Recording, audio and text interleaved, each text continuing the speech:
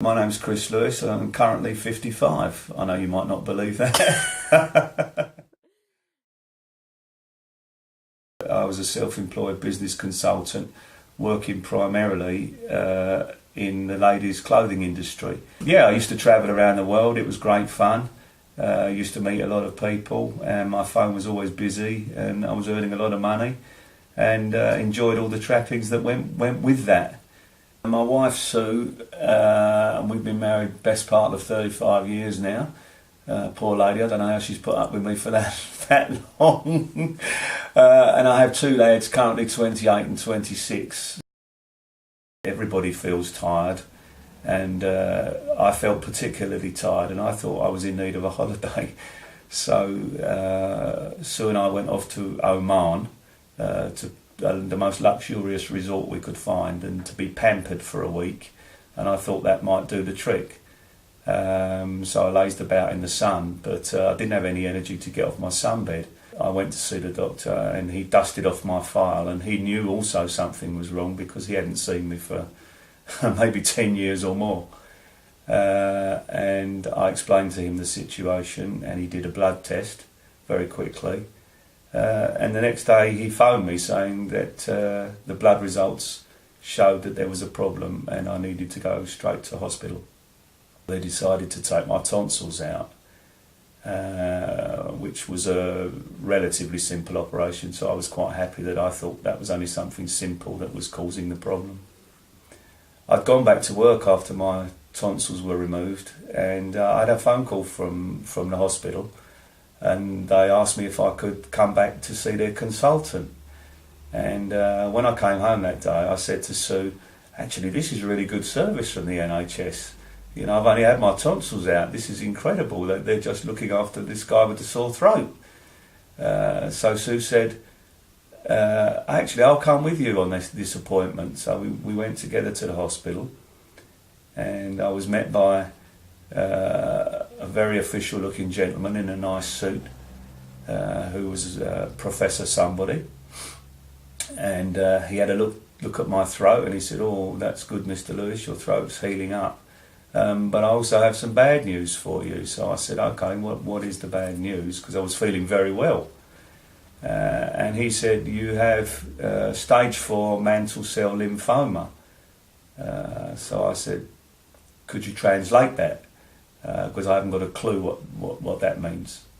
And he said, unfortunately, you have an incurable cancer, and it's actually stage 4. And I said, what does stage 4 mean? And he said, well, to put it politely, there isn't a stage 5.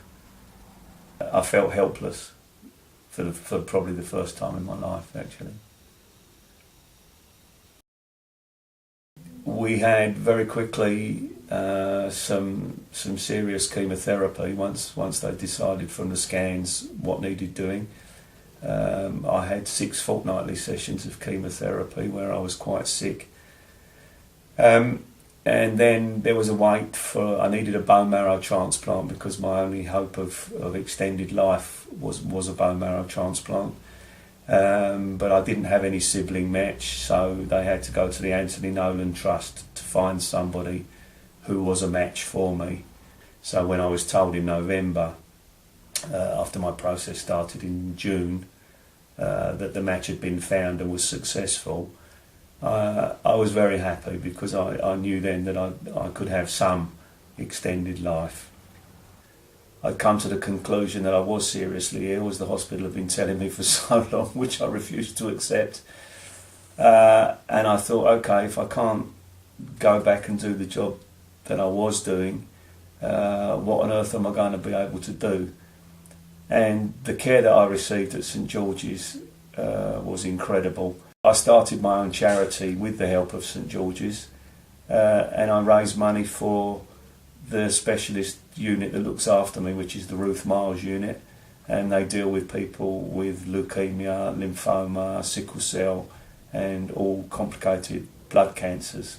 I've had graft versus host disease, which is a problem that people who have transplants have, and currently I have it on my muscles, so I'm still being treated. I have specialist treatment now. I can't smell, right? I can't taste my food. I can't have any beer. I can't go to football. Right? What's the positive side of it? Huh? Okay, well, I'll have to get back to you on that. Yeah. Let me know what's left. Oh my Yeah? God, actually, I don't know. There's plenty. The only one thing is I don't have ED. I set up a buddying scheme at St George's where we give practical and emotional support to patients who are unlucky enough to be in a similar position where I've been. So many positive things have happened to me since my diagnosis that would never have happened to me had this not happened. I've been invited to advise the board of Macmillan now as well, so they respect my experience. I think many positive things have actually come out of it for me, and also for the people that are around me, I think, too. I'd like to think that I've had positive effect on other people's lives too.